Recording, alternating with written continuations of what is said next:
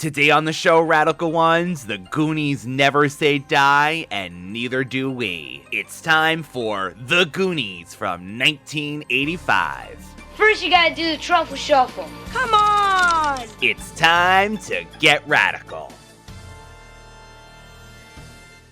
Hello there. It's showtime. What is this, trick-or-treat? Did I do that? Good morning, Charlie. The champion of justice.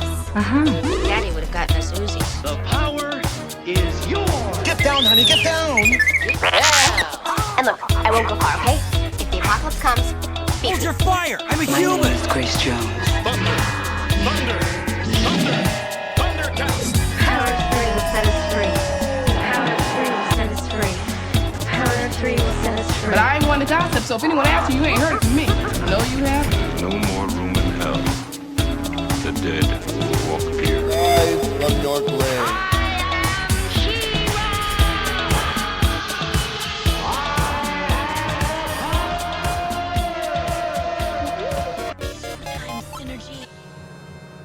Welcome back, Radical Ones, to another episode of the Radical Retro Rewind podcast. As always, I am your host, Radical Ryan Hunter, here with everyone's favorite brother, David, for another episode of the podcast. Welcome everyone to our critically reviewed And acclaimed.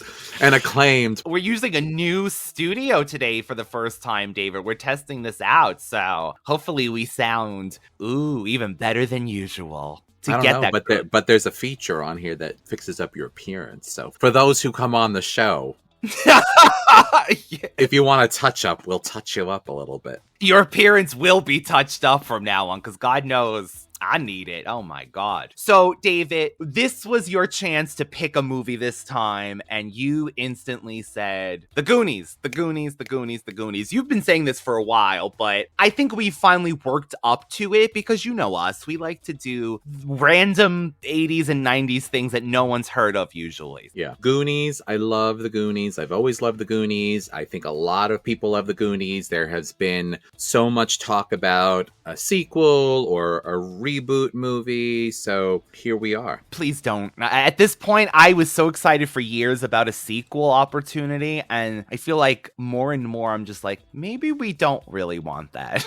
Do we really want to see what happens after this and have things ruined? You know what? In honesty, we talked about this so many times on the podcast with so many other possibilities or reboots like He-Man and so on and so forth. I'm not 100% against it. The idea of having the original cast, whoever's available, to come back to maybe have their children have their own adventure, their little Goonies, would be kind of appealing, I will say. But I also think maybe that ship has sailed because there are going to be much older parents now. I don't know if that makes any sense, but the other thing is a reboot. Now, a reboot and a new movie, because it is a cult classic, could be cool for a new generation, but I also think that it may ruin some of the magic, because children, let's be honest, children are so much more sophisticated now and so much more cynical, I think. Can I even say that? But like, heck, we're more cynical. Well, the idea of having a treasure map and finding, lost treasure is kind of lost on, like, I could see someone saying, just Google map it. It's not there or whatever. You know what I mean? Like, or kind of like that kind modern of thing. Technology. Or just ask Siri. I don't know. Well, doesn't that go with basically that the generations don't even really go outside anymore and play with things like that? So it really is a piece of time where in the 80s and the 90s and the 70s and the 60s, when kids went outside and played and did the whole, we could find a buried treasure kind of thing. So is that outdated? I mean, I think children's imagination, I think my young children still believe in certain things, and I encourage that completely. So, and what do you think about, David, a completely opposite reboot where give us something for the 30, the 40s, the 50-year-olds, where the actual older Goonies, the original Goonies, somehow have to do a caper all these years later, but we would probably never get that kind of legacy sequel, as they say, because it would have to be the children. But honestly, I would love to see these adults have to go go through something. I mean, they could do something like they're on some kind of tropical island, or like, you know what I mean, stranded on some kind of thing where they were supposed to be on like a vacation to meet up, and like they get pulled into this adventure someplace. That the could work Goonies too. reunion or something like that. They get together. I mean, you summer. could basically, you could make any sort of a, not to spoil it obviously, but like at the end of the movie, they are able to save the town from the developers because they found these jewels. I think 99.9% of the people that are going to be listening to this obviously have seen the Goonies, so they know what the ending, so I'm not ruining it. But you know, the fact that maybe those jewels were worth a lot of money, and they actually have the ability to go on adventures and do things because they have this money stored up, and they were, you know, good neighbors and friends where they split the money between the families that found it. You know what's really funny, David? Something I've seen while researching the movie lately is Mikey. The fact that he took something from the ship in maritime rules would mean once that ship is found, he would own everything. He would own that ship. So once you have a piece of something off of a ship, that's the rules. So had they found that ship, he would be set for life. That could have been the sequel, Finding the Ship. It could also be that the Goonies become very rigid and become what you would never think they could, and this is a rebirth. It's almost like the movie Parents with Adam Sandler, where like he's trying to teach his children to be less addicted to their phones and stuff. There's a lot of different ways you could work it, and it could work. I don't know if it would capture the same set of magic, and I don't know if it would be received the same way. I will say that rewatching this, there is some shall we say, faux pas and different things that would not fly as of today, and I guess and for good reason in certain things, for certain reasons. But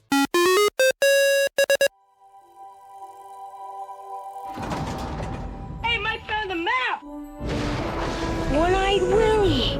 My dad told me all about him. See, One-Eyed Willie stole treasure once, and then he got into this cave, and he's been there ever since, trapped.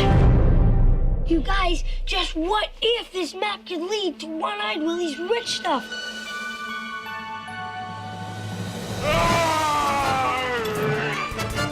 I'm setting booty traps. You mean booby trap? That's what I said. Booby traps.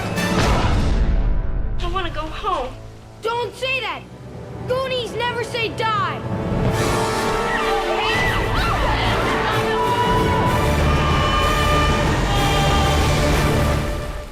Oh my God. From Steven Spielberg. The Goonies. Do the truffle shuffle. Come on! Do it! So on our Instagram, Witch Radical Ones, if you're not following us on there, please do. We always have polls. We always update that. We're always interacting with everybody. We had asked, you know, the Goonies, what do you think? A classic? or spastic. So Tarot by Lucia says yes. Hello, Lucia. Anytime Artwork 82 says absolutely. Hello, my friend. John Time Bomb. Hello, John. Says instant classic. Cybertron Maximal, our friend Bonner from Thundercat, says such a classic, and with the Cyndi Lauper song too, with Leo Horton 359 says Andy, you Goonie. So I'm assuming yes, that means yes. We usually like to do like a recap and a rundown of what happens, but like you said, David, most people know this movie and there's so much that happens. So we'll give you the outline, of course, like we always do, but we'll try to hit like general points of this movie. This is a long movie. The Goonies is a 1985 American adventure comedy film. In the film, a group of kids who live in the Goondocks neighborhood of Astoria, Oregon, attempt to save their homes from foreclosure, and in doing so, discover an old treasure map that takes them on an adventure to unearth the long-lost fortune of One-Eyed Willie, a legendary 17th century pirate. During the adventure, they are chased by a family of criminals who want the treasure for themselves. The Fratellis. It's the Fratellis. Why it gotta be? Why it gotta be an Italian mob family? Extremely. So the actress that plays the mother, she was kind of popular in the 80s, right? She did crusty. She was crusty and but perfect she, for this you know role. what? Typecasting, total typecasting. They said she was a lovely lady in real life, but she always played this hard and mean I'll character. never believe it. That face of hers, I could picture it. Her eyes just burn right through you. Well, it could have been a tremor, man. I'll show you a tremor. But what other movie, David, do you know, especially a kid's movie, would start with a fake suicide? I wrote that down. I totally wrote that down. The first thing I actually have on my thing is fake suicide now. And a car chase. That's a way to open a movie. And I put a beach 4x4 race. Yeah, it actually is, David. It actually is. During this classic intro where they kind of introduce all the kids too. So we do get to see all of the Goonies, who, of course, if you don't know, are Mikey, Chunk, Mouth, Data, Andy, Steph, Brand. We get the kids. We get Mikey, his older brother, who is Josh Brolin, of course. Now he's only known to the kids as Thanos, but back in the day, it was this movie. Honestly, David, this is the first and last time I ever found Brolin attractive. After this movie, oh my god, I was thinking that too. He was so cute and handsome. What happened? He kind of like became like this very, I don't know, stoic. I also wrote a thing, not to sound weird, but young Sean Astin was so adorable. He was so big, wide-eyed, and like also because the character was so endearing. Very endearing. Found him adorable. Anyway, the whole asthmatic thing is very like it's very an underdog that you want to root for. Yeah. So yeah. So basically, let's just dive right in. So the Goonies are the outcasts, and Mikey wants to save the Goondocks. Is that what? So he basically they're this like ragtag group of kids, all the outsiders, but they're all different. But they all have their own kind of things going on in the background and families and different family dynamics. And I don't know, did you get the sense that Mikey's father was the only holdout? Like he had to sign the paperwork because he was the last one. So basically, if you don't know the movie, which I'm sure most of you do, we've already discussed that. There's a developer who wants to knock down all of these houses to make a golf course or to extend a country club. Right. And this is prime real estate. It's beautiful. It's on the water. It's, it's the coast. It's prime real estate. So I feel like I got the sense from watching it as an adult now, like an older adult, that Mikey's father was the holdout because he's the one who had to sign, because the developer comes to their house and it's like, your father has to sign this paper. I got the feeling that the other families already gave in and already did it. I agree. Most of them, right? They must have gave in, but we don't see them packing either. We only see Mikey's family packing. But then they do allude to that the town, right, is going to be gone. So that is one of the points. That's so true, David. One of the classic staples is this, as, the kids are gathering in Mikey's house, which, by the way, that whole thing with the fence and the whole elaborate mousetrap operation thing that I'm assuming Data, the character, made, that is too slow for me. I would never put up with that, but whatever. It's part of the cutesy little thing. They let in all of the Goonies here. We get that statue, David. It's one of the... I have a funny story about that, but go ahead. We get Chunk trying to come in. And Chunk is the overweight. All he thinks about is food. Jewish, overweight, and they make him do the truffle shuffle, where he has to take his shirt up and... It's so funny because the actor, I found out, Jeff Cohen, who, by the way, have you seen him recently? He's handsome. He looks amazing. He's a lawyer now. He evidently came up with that whole thing himself, including the sound effect. That was all him. So I gotta give it to him. He does a lot of things in this movie I want to say this is the only thing he's done, besides the Cyndi Lauper video, which we'll get into.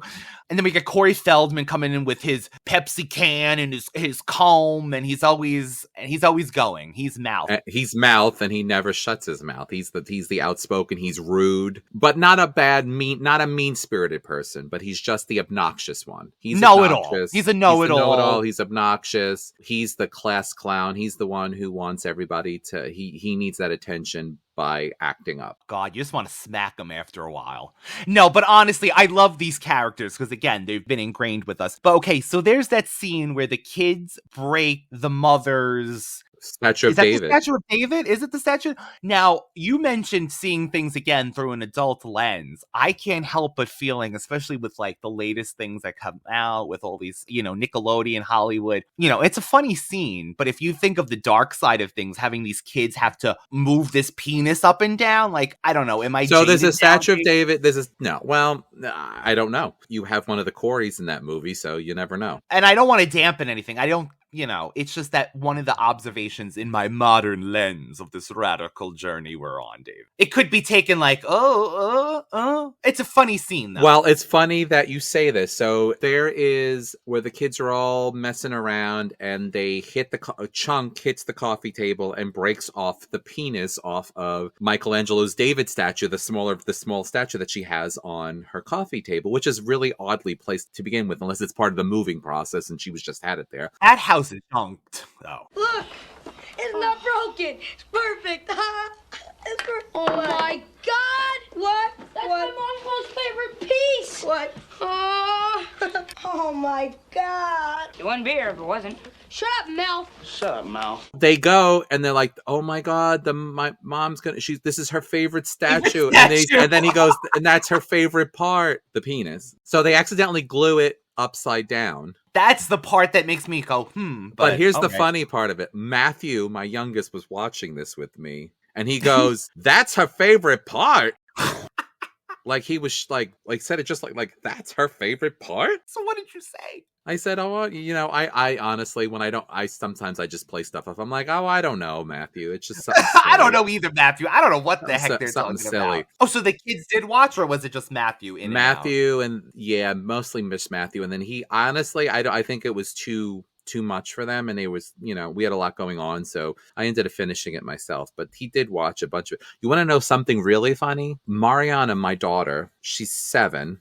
She watched the whole movie Gentlemen Prefer Blondes with Marilyn Monroe and Jane Russell and never blinked. Now you tell me. I actually ended up watching it. Yes, I ended up watching it with her because I saw her watching it. How did it come? It was just on TV? It's on, when it's like on, like they like have like advertisements or like, Oh, like, yeah. It just happened to pop up. But it's just I think she liked the dancing and the singing part, and the glamorous part. But I just found that really interesting. But anyway, we're going to talk about Goonies. So they end up getting to the attic where their father has some antiquities and different things from the local museum, right? So was the father, we to assume, you mentioned him Historian. earlier. But was he also an adventurer or two as a kid or something? He had these ideas. Maybe that's what the spirit of the Goonies. Right, that's what I'm thinking. Maybe. So of course Chunk has to be clumsy as well. But that's the stereotype. In the meantime, you have the mom coming in. She apparently broke her arm.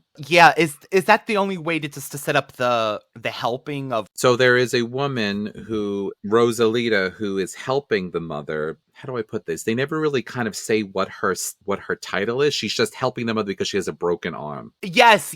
So basically, she's helping. She only speaks Spanish, and somehow the mother was able to talk to, or get Rosalita to come there, but Mouth says he can translate. Honestly, that is one of the funniest parts to me. Boys, Rosalita doesn't speak a word of English, and I know some of you have taken some Spanish in school. Well, Mrs. Walsh, I speak perfect Spanish. And if it's any help to you, I'd be glad to communicate with Rosalita. You're a lifesaver, Clark. Come with us, will you? It certainly is. You want to know something funny? Do you know who she is and what other movie she was in? Don't tell me it was in Selena and she played. Yes, the murderer. No, that's not her. Is her? Yes, it is. It? Yes. I only joked because she looked similar, and at the same time, I didn't want to say that. So it really is her? Is she that was her in the movie? Wow, she played Yolanda. She played Yolanda Saldivar, so the woman who killed Selena. This is where, when I told you, it becomes kind of racially insensitive. It's like she's also part of the joke. You have the fat Jewish kid as part of the joke. You have this woman where even Data. We didn't mention Data.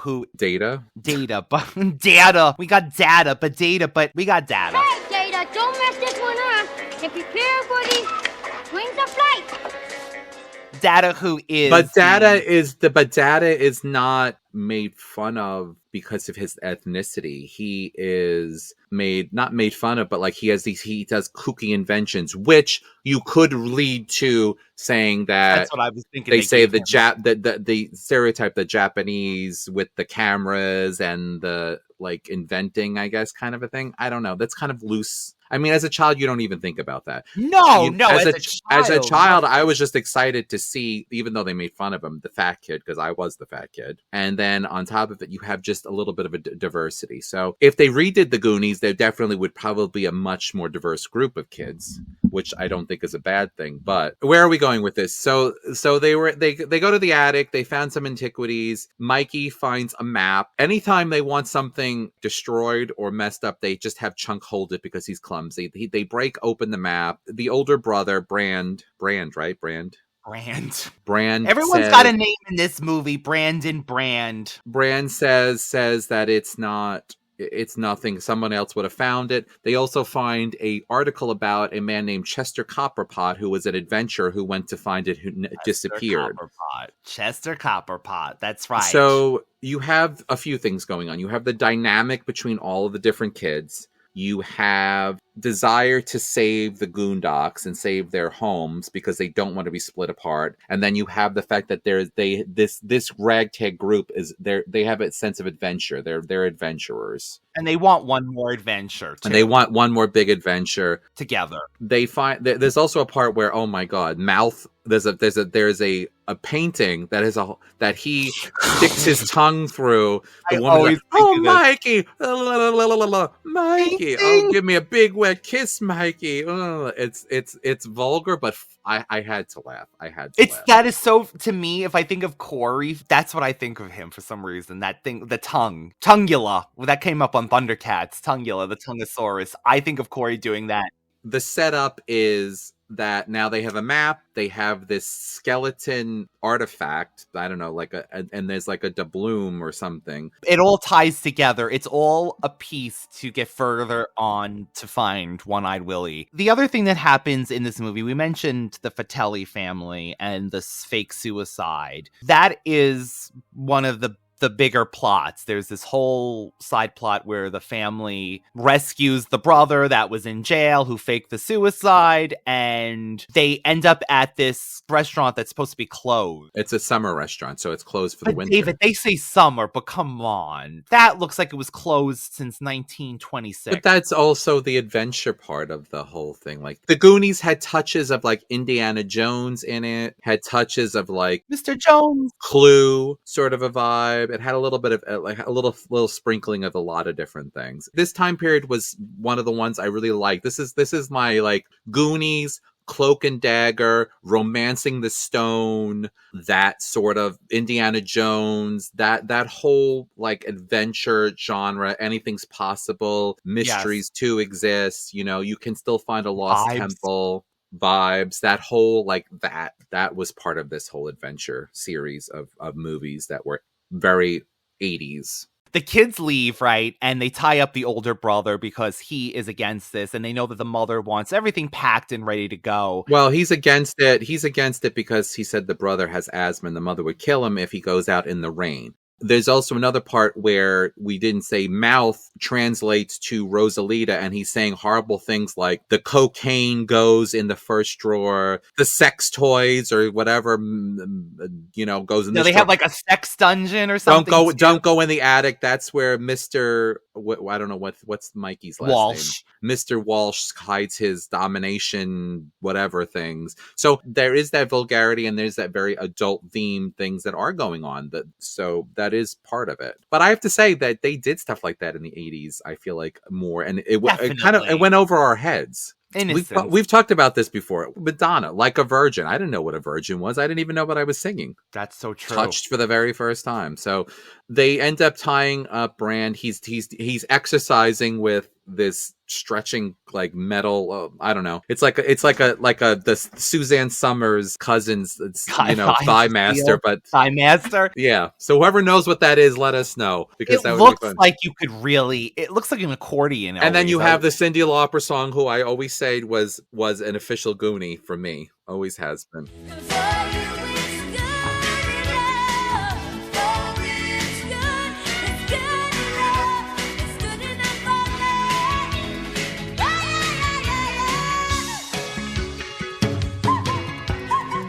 I recently rewatched the video in preparations for this. That is you want to see a crazy video? That is a crazy video with that subplot. Captain Lou Albana as her father, and she's owning a restaurant, and they gotta do the restaurant. I have to tell you, I God. always thought Cyndi Lauper was a Goonie because she's so kooky. She was so kooky She's as the title of her album. She's so unusual. She's so unusual, but honestly, it was the perfect song, the perfect combination, and the perfect person, like you said. When she's doing those creeping around the skeletons with the Goonie cast and the boat, and David, there was this whole octopus scene that was cut out of the movie that ended up on merchandise, trading cards. It was mentioned in the movie. It's mentioned in the movie, which you kind of think now because it's cut out, like, is it one of those things that, one of these just whatever? But it's in the Cyndi Lauper video too, because the octopus attacks her at one point. So it's odd that these things get cut out. Also, David, which was shot, a subplot where gorillas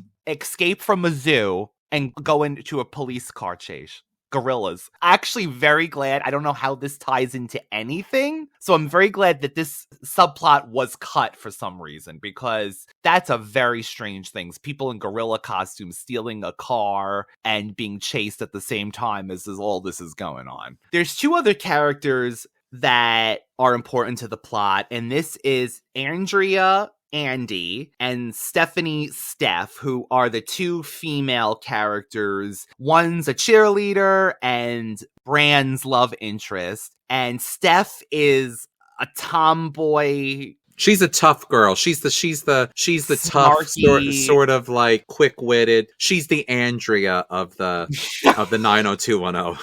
I guess. I don't know. Even with the glasses too, honestly, she does look. They make her look like studious, but like kind of nerdy at the same time. Like she's given me Macaulay Culkin in The Page Master. Remember him in that movie with the glasses? That's what she's given me in this movie, Steph. She's given me Macaulay Culkin realness.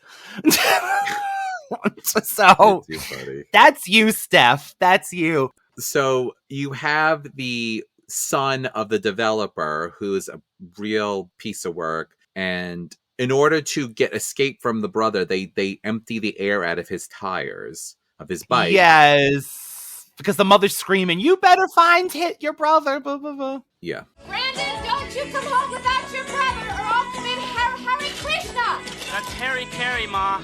That's exactly what I said. What? My new tires! They popped my new tires, the son of a... I used to think, as a kid, the brother Brand was more nasty and an ass. No. But he's not. He's not at all, honestly, now that I'm watching it this time. Here's a part for those of our listeners who listen to us often will understand, and people who really like this movie and know and have gotten to know us through the podcast. One of the scenes that really meant a lot to me is when when the two brothers are out, Bran and Mikey are out on the porch, and the older brother Bran embraces Mikey and says, I know, like, because he's so upset about they're going to lose their home and that everything is going to be in a different place, and he basically gives his brother like a bear hug, like grabs him, and then he kind of drags him with him at the end, like drags him back into the house. To me, that is the epitome of why I like things about the 80s. That was a beautiful moment. He loves his brother, which kind of bothered me because then they turned around and trapped him and took the air out of his tires so they could run away on this adventure. So kind of like there was kind of a dick move on their part. But it does come full circle because at least he gets involved with the plot. Yes, but he does love his brother. There is then sentimentality, and truly one of the moments in that movie that made that movie for me, that endeared the movie to me, was that scene. I enjoyed that scene too. The drag too. I like the drag around the I thought corner. It was funny, and he drags him. So they end up at this restaurant we mentioned early where the Fratellis are staying, and is it Chunk who's like, they could be drug dealers. Yeah, drug dealers, Mikey, or something like that. Like, drug dealers in this restaurant. I love him because he's hysterical. Hey, it's getting late, and Hey, and that's a summer place. What's it doing open in the fall? See, there's nothing to be scared of. See, there's only 2 customers went inside the restaurant. Yeah, but what if they're not customers? What if they're drug dealers? Drug dealers? Shit, man. Did you see the clothes? Drug dealers won't be caught dead in those polyester rags. They go into that restaurant, which again, summer restaurant. Okay, summer in Transylvania because it's dusty, cobwebbed, and everything. I would have said, David, that this restaurant was abandoned for years, and you still could have had that. Oh, why is the lights on in there? You still could have had that element. But whatever the case is, Mama Fratelli, Anne Ramsey, she says, "What are you doing?" to these kids, you know, and all that thing. And then when she ends up, she brings them the 4 waters, David. All I can think of is how they must taste like pennies. It was all like this brown, that brown water from the pipes that she brings out. That's all you want, 4 waters? Jay, these boys are customers.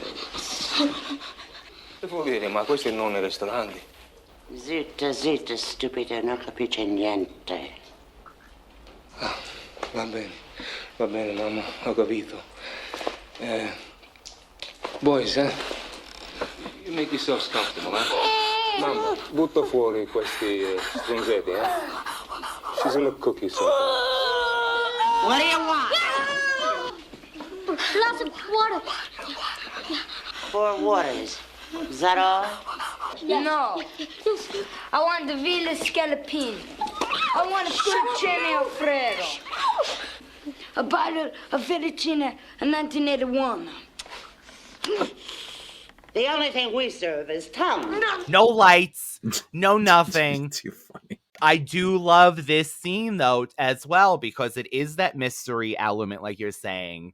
This whole danger. Now everything is elevated because Chunk notices that this is the car that was involved with the police chase. We should also mention that no one believes him because he's the boy who cried wolf too many times. He's always telling tales. So he does notice that the car has bullet holes. Bullet holes, Mikey. Yes. They end up, this is the entryway in the fireplace, right? In this restaurant. Ends up being the place that they escape to. Chunk gets separated and he is then held captive by the 2 brothers and the mother. So there's a few things going on. They go into the restaurant. The mother scares them.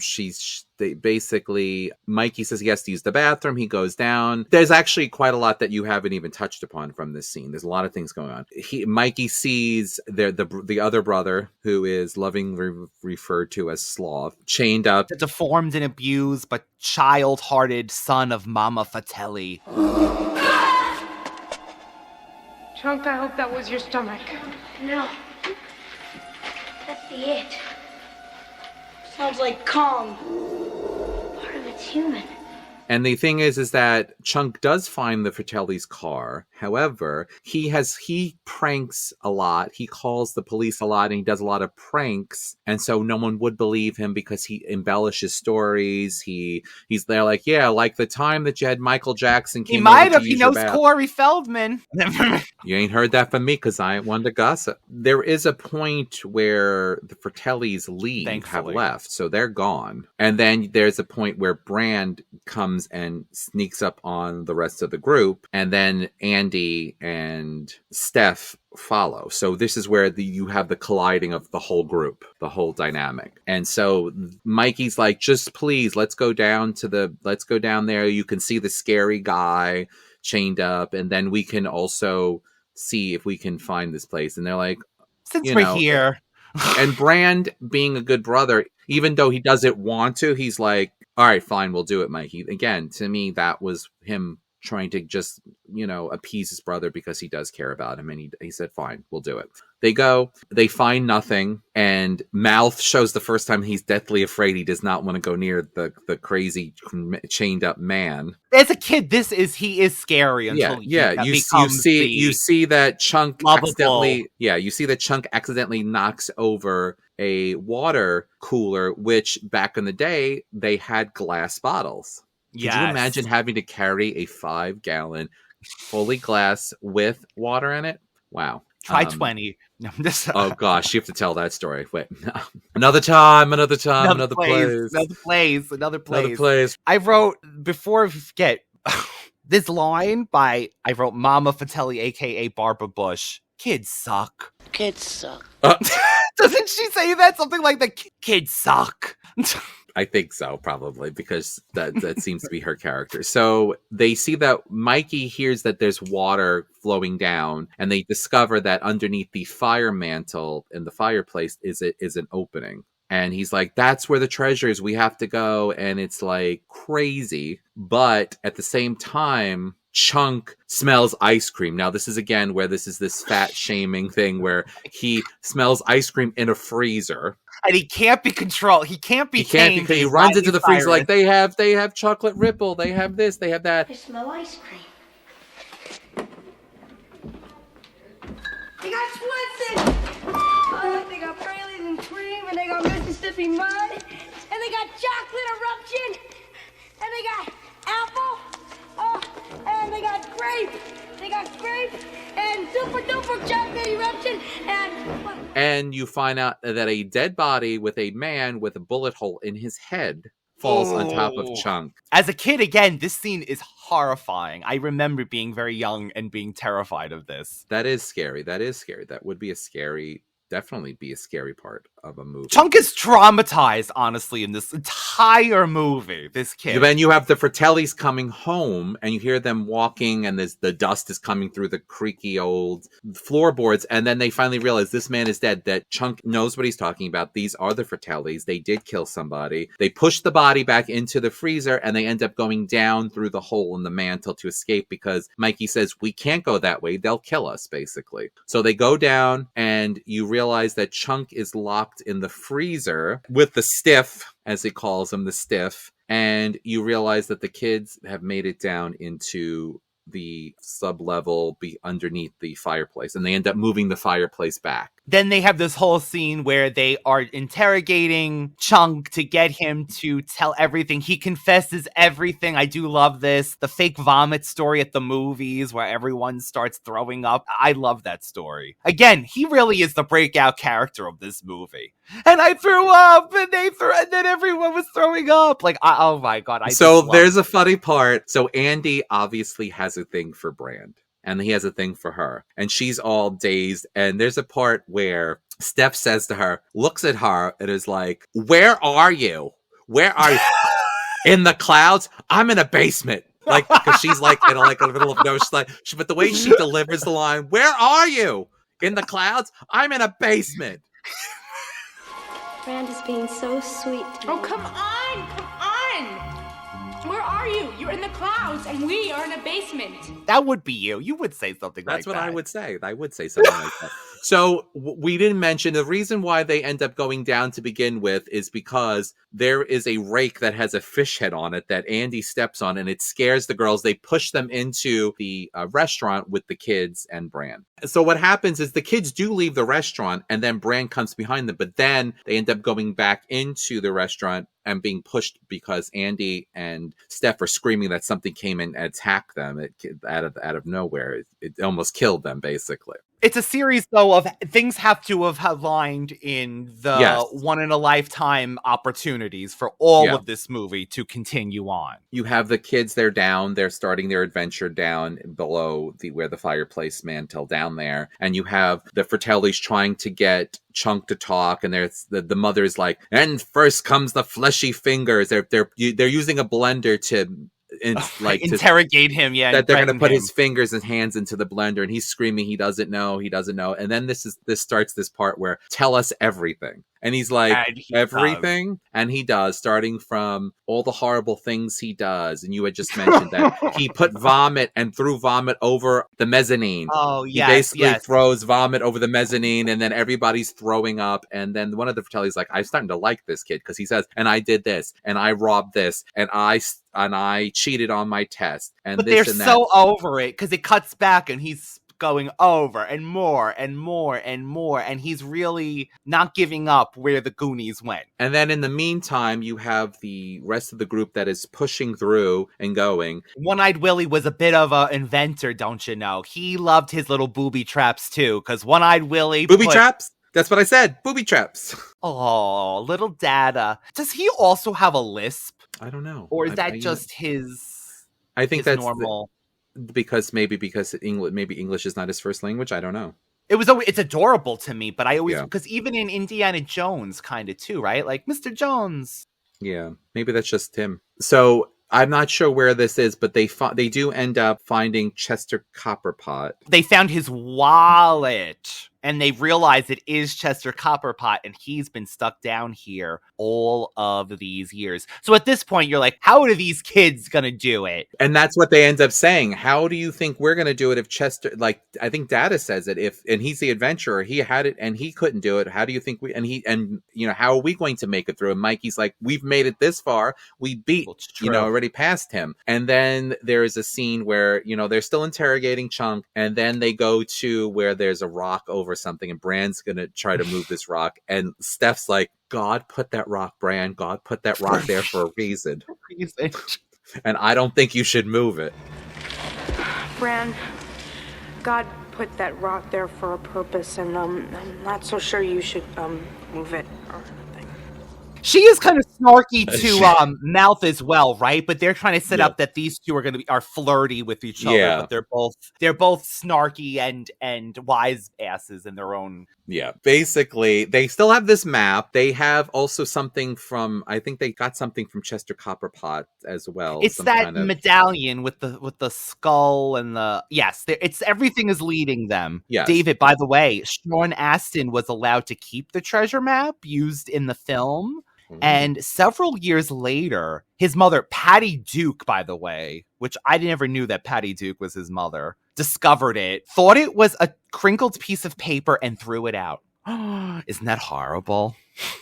Patty Duke. Patty Duke, you threw out the Goonies map? Mm-mm. Well, it ain't the Book of Shadows, Piper. It ain't the Book of Shadows. And David, all the pirate skeletons in the movie are real, except for Chester Copperpot's skeleton is plastic. But because they had to touch it? That's why. Okay, because I'm like, that's a choice. All right. Well, anyway. So you have the scene with the bats, and I think it's funny because they're screaming, rabies! Rabies!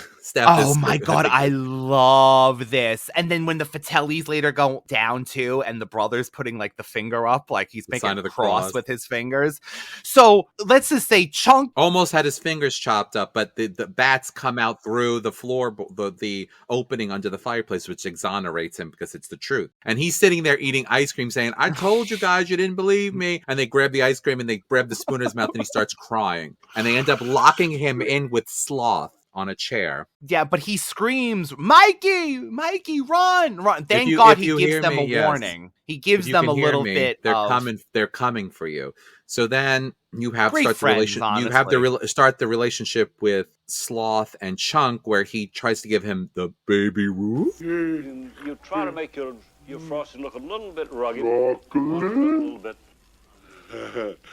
Chocolate. You want a candy bar? You do now. Look, I got a baby Ruth. Sir? Let it stand up. Pardons. And now the final crowning touch to this cake. Take about a spoon of cocoa. I'm gonna throw it to you, okay? So he throws a baby Ruth at him because he thinks he says he's hungry. And because Sloth can't reach it, you realize that Sloth literally, he's chained up. He pulls the chains out of the wall to get the baby Ruth. With his Superman shirt on. And then he tears it in half and starts feeding Chunk, who's still tied up. And they're feeding each other. It's such like this sweet moment. And Chunk is like screaming, jumping up and down. And so Sloth is screaming up and jumping up and down in the chair. So there's this exchange. It's sweet. And that starts their relationship and their friendship. And though they're bonding over their thickness. This is what they're trying to say, that they both like food, so they're bonding over this. Again, both former large people. So I'm saying this as a former large person. Tell them Large Marge sent you. Remember that? So my God, what else doesn't happen? Andy at one point has to play a piano like Resident Evil and the floor is falling down around them if she doesn't play the right chords. And then at the same time, you also have this part where Data's inventions do come in handy. It saved him once because he had like what looked like Bunny blinders or something. He has fake chattering teeth with what looked like a slinky that saved him from when he's going to spikes, and they end up going down. They do end up. Andy does have to play on the back of the map is music note. Music notes, and they end up, she has to play it, but if you mess up, the parts of the floor starts to collapse. And then you also see that the Fratellis are, after them, and they realize it, and then you have Data, who is putting booby traps. That's what I said, booby traps. Hey, Data, where are you going? I'm saying booty traps. You mean booby traps? That's what I said, booby traps. Quiet. Shh. God, these guys. Which is so smart to cover their tracks. They also grab dynamite, by the way, from Chester Copperpot, Which they think are candles. They end up all almost falling through the floor because it's breaking away every time she hits the wrong key on the Bones piano or keyboard there. But Goonies make mistakes, Organ, Dave. yes, it's Goonies okay. do make mistakes. So they end up going and they do make it through. Where's the part where they're the bath? They have to go to the little boys' room and the bathroom and the men's room and all that they have to pee. Honestly, that is realistic because at some point, I'm sorry, I would be peeing in that tunnel continuously. One-Eyed Willie with your name, One-Eyed Willie. Sometimes people call that the One-Eyed Willie. That was another thing I was going to bring up. Was that another little, I know he's blind, but One-Eyed Willie is another name for a member. Penis. A penis. You can say penis. It's allowed. It's a clinical word. Penis, Ryan. Penis. Penises. Condoms, Rose. Condoms. That's what Andy, I said. Penis. That's what I said. Data, penis. So Andy does share a kiss with who she believes is Brand. It's actually Mikey. And Steph sees him and she starts laughing. She's like, next time, open your eyes when you kiss. It's a whole nother experience. She's like, you have to be careful. There's a large hole that Brand must have been stepping in because he was shorter. Okay, you kiss. Now tell. There's something weird. What? What is it? Does Brand wear braces? Why are you laughing? Steph, it was beautiful. Next time you kiss him, do it with your eyes open. It's a whole different experience. Be careful around here. There's a hole, I think. I think Brand was standing in it. So there's moments. I didn't know he had braces. Look at your eyes, girl. Open your eyes, girl. I'd be staring at Brand again. Only in this movie. Only in this movie. And there's also a part where they have to go past they end up in a wishing well, which is a very big scene. Yes, and this whole scene where Mouth is like, they're taking coins or whatever, right? I think that might be I think we may be tucking out a sequence, but there is a point where there's two things. Well, the plumbing gets destroyed in the town. They're going past a bunch of plumbing. Mouth's father is a plumber, so he's saying this must be water pipes. They start banging on to be able to hear them. They end up causing so many problems up in the naked old man's shower country club, and the jerk guy who's the son of gets shot up in a toilet and gets thrown while he's using the toilet. And so there's that funny haha toilet humor, no pun intended, or pun intended I should say. Is this where the gorillas escaped from the zoo? Maybe. There's a part where they say, oh my god, this is Willie's treasure. It ends up being the old wishing well. That's the town's wishing well. Mouth is trying to line his pockets with stuff, and Steph says, don't do that. This is somebody's dream. You're taking somebody's dream. And he's like, well, this is mine, and it didn't come true, which I think is about his life and maybe about them losing their house and having to move. I think that's what it alludes to. This is mine. Corey Feldman delivered it really well, honestly. He did a really great job, and he's like, this is my dream, so I'm taking them back. I'm taking them all back, which again was part 2 of one of the most endearing parts of the movie that really meant something to me. So you end up, the jerk throws a coin in the wishing well. He's with a bunch of guys what do you wish? He's like, I wish to make it with Andy. So he wants to have sex with Andy, basically. And he's like, what the hell Andy, what the hell are you doing at the bottom of a wishing well? She's like, don't ask stupid questions. Just get me out of here. She ends up putting up her Letterman's. Is it her Letterman's with jacket? His name on it? With his name. Yeah. So bye. Was it with his name on it or her name on it? It was his Letterman. I want to say, or I'm not sure. So Troy Parkins, the spoiled son, who's Brand's rival, and for Andy's attention. Yeah, Troy. Andy! You Goonie! Well, and that's another thing. You have to realize that Troy exemplifies all that is to be entitled, a jerk, thinking that just because you have money, you can get whatever you want, that people are just disposable. So he's a jerk. He's a real piece of work. This is also where Mikey gives a speech about how we're still going to lose our health. This is their time up there. This is our time down here, and to push forward. And Andy says, well, I'm not a Goonie. Yes, yeah. It's kind of like one of those coming of age moments, that like Breakfast Club sort of like realization The that coming of age. that we're Yes. all different, but we're all kind of struggling in our own way and trying to find our own way. So again, that was also part of that 80s formula that was very endearing to me. They decide to go on. They decide to move on. So that is before. This is actually the earlier on, before this other sequence. So when we talk about that, what we just talked about happened before the skull organ incident. Yeah. The Fratellis are closing in on them. Chunk and Sloth are also now coming to help. You see that Chunk and Sloth go past the pipes, which are all like bursting and crazy. And you get one of those funny moments where Sloth pushes the pipe up because it's like hitting them. He's very strong. You hear people screaming and like a car accident because I guess the pipe must have burst up in like traffic in the street. Yeah. And you get the gotta go. Very endearing. Honestly, the set piece of this movie is this full-size pirate ship, which the director Richard Donner did not let the children witness until that scene, which is smart, to unveil it to them and to see for the first time, which I do love. Can you imagine what this set must have looked like? So in this part, David, there was an octopus battle as well. I almost wish that would have still been in there because it just adds to this greatness. But what we do get is the kids venturing into One-Eyed Willie's ship. And there's a waterfall in this place. It's gorgeous. It's a gorgeous set piece. They find One-Eyed Willie, right? He's in like so they end up himself? getting to the boat. They end up going below deck. They find the treasure room. Actually, Mikey finds the treasure room first, and he starts talking to One-Eyed Willie and telling him that he's the original Goonie. And how, the things about he basically opens up, he's talking to this skeleton, this One-Eyed Willie. The other Goonies, including his brother, are in the background. And he's like, how long have you been there? And Bran goes, long enough. So he sees again, this is another one of those endearing, heartfelt moments where you see him struggling with what's going on, this reality that his sanctuary is going to be taken from him. So then you start this scene where everyone starts grabbing for gold and girls are like, oh, look at this, look at this. Oh my God, I love this. And there is a scale in front of One-Eyed Willie that has the gold on it, and someone goes to grab it, and Mikey says, no, leave that for Willie. Take anything else, but leave this gold. This is Willie's gold. So they end up start grabbing stuff. It makes sense that it would have been a trap, probably. Yeah. So they put it in their pockets and this and that. And then Steph says, we need to go because the Fratellis are still on our trail. And then someone goes, well, I saw this in the Hardy Boys. We'll send the Jules going this way, looking like we're going that way. Yes.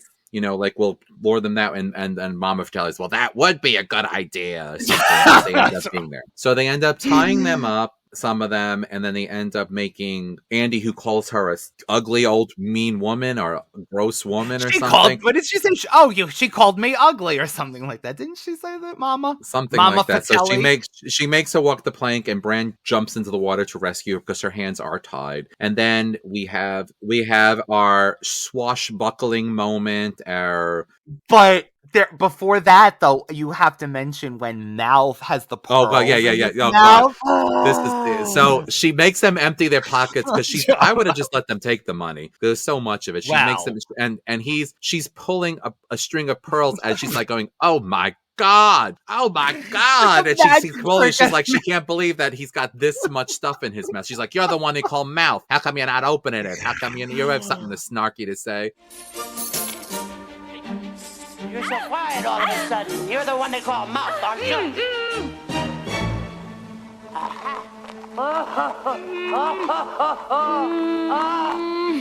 my God! Is that all? Oh my God! You gross old witch! That's one of my favorite scenes of the whole movie. I'm going to be honest with you, and I'm going to get graphic God. for a minute. I would have put some jewels up my butt if I had to say with those Fratellis. I would have, at this point, to save it. We got one string of pearls left. I would have no, not a string of pearls. I'd have to be one, couple of pieces, nothing crazy. Diamonds, you mean? Okay, a few diamonds. A few diamonds. I'd be putting treasures up there. I'd be putting it between the fold of my legs and just stand. Thank you, Mr. Willie. Thank you. You've made my day. My God, what would your Goonies name be? Holes? It's holes, legs, folds. I would have had some jewels underneath my armpit. I would have done anything to hold on to some money. Pits. Oh my God. And then we have this is when David calls the swashbuckling entry of Sloth and Chunk, pirate hat / pirate sword, and literally they scaffold down, would you say, like with a sword down the mast of the ship? They tear down the sail of the ship with a sword. And this is something that he saw in a swashbuckle movie that he was watching in black and white. He was watching on TV, yes, in his prison, basically. Another thing which we didn't mention, before they end up on this adventure, when they're down there, Data finds a printing press.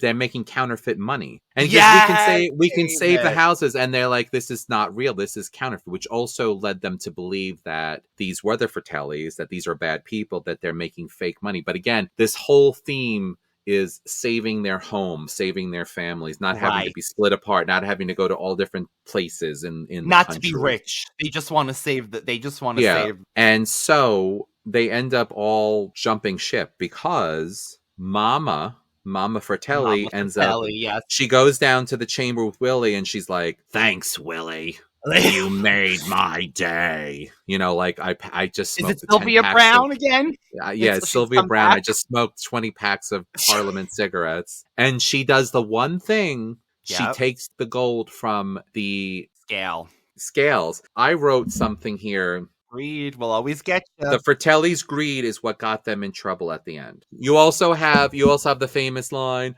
"Hey, you guys," or as I say, "Hey, you gays." Hey, you guys. Mama. Get your diamonds in your ass right now. They're coming.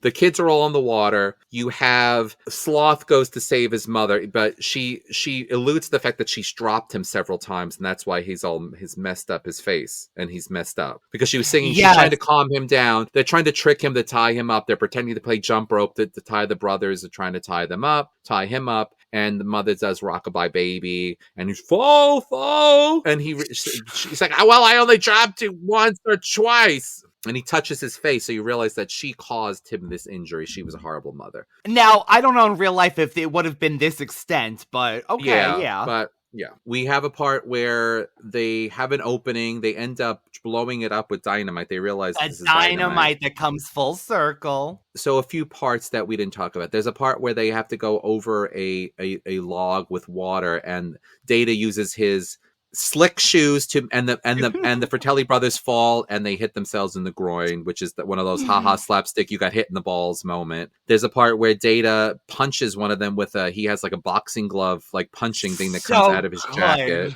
So I love his inventions. It adds to the childlike wonder of the movie. Yes. There's that humor. And then you have Sloth who pulls up or opens a rock to let them all out. And Sloth's like, I love Chunk. And Chunk's like, I love you. Don't come with me. But he has to go save his mother. In the process, the ship breaks free as part of the booby trap.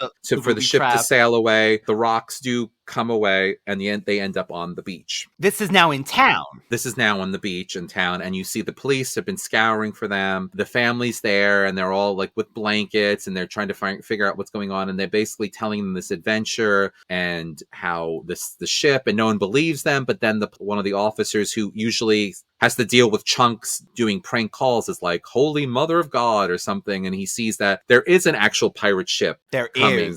This looks, I will say, badly edited into the background. That's the only part of the movie that somehow doesn't look as good or held up as well. Yeah. But and honestly, I don't know why the Goonies was never a ride in like a Disneyland or an Epcot or whatever. I mean, there's a part where they go down a water slide too. Like there's so many parts of this that could have been a ride. There's only room for one Pirates at Disney, and that's Caribbean. Yeah. Maybe Universal? I would have totally made this a ride. This would have been like an all immersive where you have to go and then you have to get off and then walk like through something else, like from a water slide. This would have been like, and fake Mama Fratelli screams at you. Yeah, get on that damn thing. You have this reunion of people. They try to tell everybody about the adventure. Andy tells her father that she wants to take piano lessons again, and you talk about all these different things. And then you have the developer, and Mr. Walsh says, "As long as you're safe, we have each other. We're the richest family, and we're the richest family." Was very and again, another endearing moment. And the developer's like, "No, I'm the richest person, or I'm the wealthiest person in whatever. What is it called? Victoria Cove? No, Astoria." And you have this moment where it was like, "Oh, we tried," and Mikey's like, "Oh, but we have to go back all the riches." He's like, you can't. There's a point where Andy even says, we'll end up dead. Like this, like earlier on, like we can't do this. So you have the helper, Rosalita, who ends up finding jewels in the marble bag. One of the kids. So the Fratellis apparently didn't think to look in the marble bag because they thought they were really marbles in it. Yeah, or one of them, one of those Goonies, like you said, had them tucked away in a certain area that no one saw, maybe. So I would have said, "Andy, you love me. You're going to put this in your butt." Rosalita. So she's like just became the mother's like friend that tagged along evidently the whole day because she's randomly there too. But she's basically yelling, "Don't sign it!" And Mouth is like, "No pen, no sign." He's trying to like figure out what she's saying. He translates it finally correctly. Don't sign the papers. And she ends up pouring the jewels into Mikey's hand, I think, or what the father's, and basically the father says there will be no signing today, tomorrow, and rips up the paper and throws it into the air, and it becomes like almost like a ticker tape, right? Magic of Hollywood. But they would have been like, are those diamonds real? Or how much are these diamonds? The other thing is Rosalita, being a honest person, didn't keep the money in jewels, and obviously Rosalita knew what was going on, so I hope they cut her in on it. That's what I'm saying. Rosalita, she said, I felt the same way, and she was so excited for them to save everything too, because even after all this thing that she heard. All of this is another reason why you and I love this. This is a pure-hearted. They just wanted to be home. They just wanted to save their home. They weren't asking to be rich. I mean, obviously there was that enthusiasm. We're going to be rich and blah, blah, blah. And look at that. But it was like, the hubris. They were very excited and what have you, and the whole adventure. But the bottom line is all they wanted to do was keep their friends together, the Goonies together, not be pushed from their homes by this greedy developer. And they also said not to have their parents worry about money anymore, which is another big thing. Like, the care that's there. So this definitely endeared this whole movie to me. And it's probably one of the reasons why, besides the fun and adventure of it, is one of the reasons why I still love this movie. And again, speaking of good-hearted, one of the parts is Chunk's parents. And this is David, according to the novelization, Chunk's parents actually do adopt Sloth, going as so far to throw him a bar mitzvah. And I read the part of the book, it says, the bar mitzvah of the recently adopted son, Jason Sloth Cohen, at Temple Beth Solomon today at 11 a.m. Reception to follow at the Goondocks Recreational Center, formerly Hillside Country Club. Isn't that cute? They saved the Goondocks. The country club is no more. It's a recreational center. They actually does get adopted. Now, what wonderful parents. Well, there's the point where Chunk says to Sloth, "You're coming home with me," because they were the police were going to grab him. He's like, no, they're all like, no, they all jump in front of him, all the kids, and say, no. He says, "You're going to come home with me," and but you never really think, though, that they're really going to adopt them, but I do love that little detail. Sloth, you're gonna live with me now. Yeah, I'm gonna take care of you. Because I love you. I love you, Chuck. Oh, I love you, Sloth. Matter of fact, from the book, David, as well, when Mikey finds One-Eyed Willie's skeleton, he discovers One-Eyed Willie has an asthma inhaler now, which we know Mikey suffers from through the movie. That leads Mikey to believe that he was One-Eyed Willie's reincarnation and that it was his destiny to find One-Eyed Willie's treasure. That's a The asthma inhaler would have been too much. So I'm glad that was dropped. And then this is something I sent David the other day. Footage in 2020, I guess something good came out of that year, surfaced where the original endings, David, of the Goonies was uploaded on YouTube. In the original ending, the Goonies went home, and while Mikey's family was packing to leave, Rosalita finds the marble bag and the gems while doing laundry. There was a reference to the last scene being changed to occurring at the beach. So the ending was simplified and that you could see the boat coming as well. But I do like that it happened on the beach right then and there. We didn't have to wait for them to go back home and Rosalita to find it in the honestly, whatever. that was the perfect like happy ending. Sloth is going to be adopted. They're all reunited with their family. They don't have to leave. And the fact that you said that, I wonder if the money from the jewels they bought the country club, or the developer, the jerk, and his son lost everything because they weren't able to secure the land and they lost their deal. Ooh, we could have learned about in the Goonies too. Just desserts. The scene that you sent me, they were talking about where they were going to go. Someone was going to go to Detroit. Someone was going to go here. So they were going to be broken up, and now they get to stay together, raise their kids, and have the next generation of Goonies. In a storybook version of the book, David, One-Eyed Willie's backstory is revealed. It was told to Chunk by Francis Fatelli. When Francis takes the doubloon from him, One-Eyed Willie's real name is William, and he was a court jester before becoming a pirate, where he was banished from 5 Spanish courts for his practical jokes and formed a band of pirates who marauded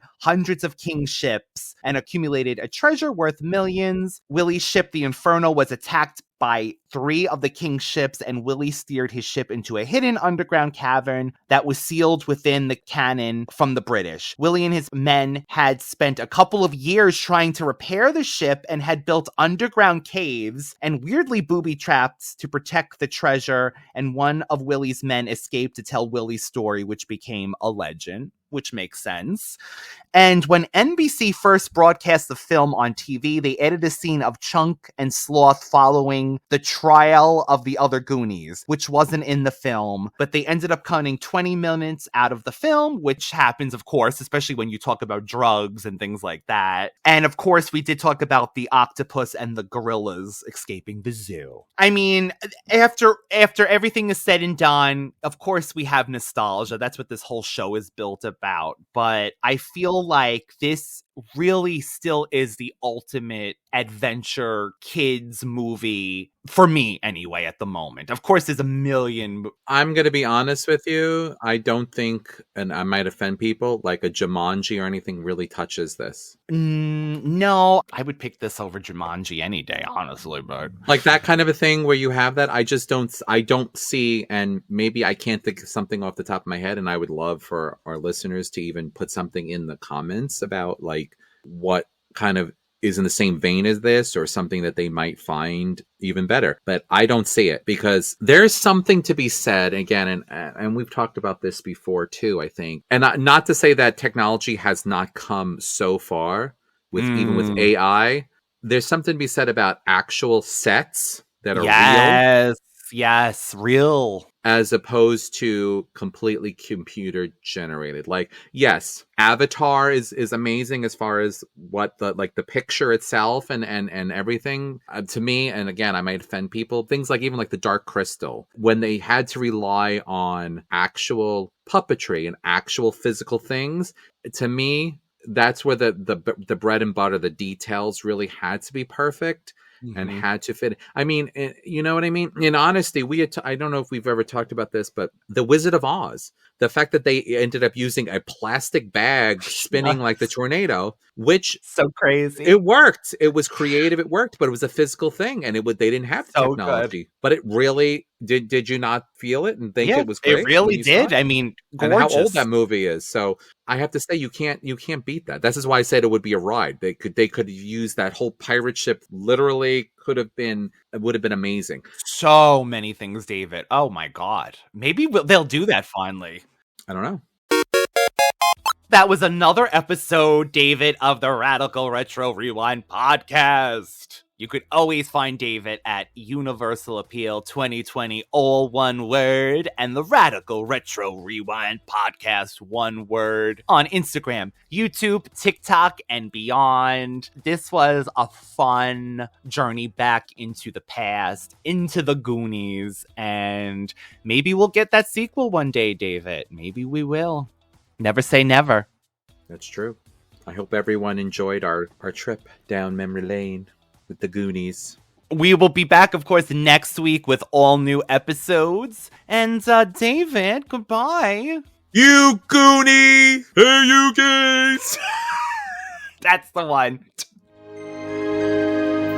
Bye, Willie. Thanks.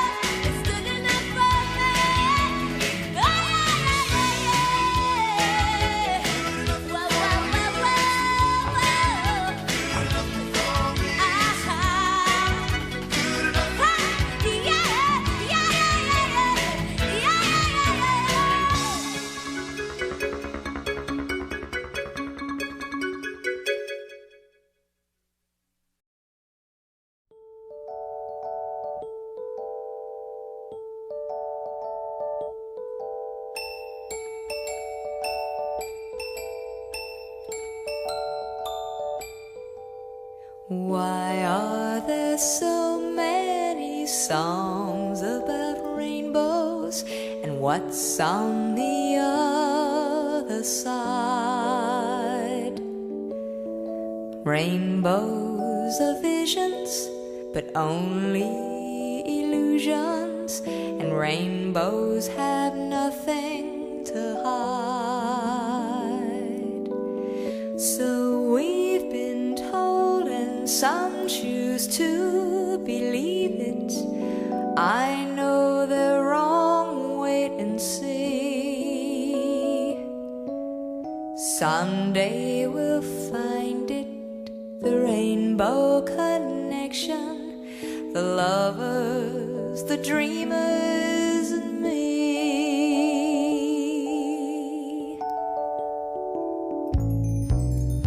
Who said that wishes would be heard and answered when wished on the morning star? Someone thought of that, and someone believed it, and look what it's done so far. What's so amazing that keeps us stargazing, and what do we think we might see? Someday we'll find it, the rainbow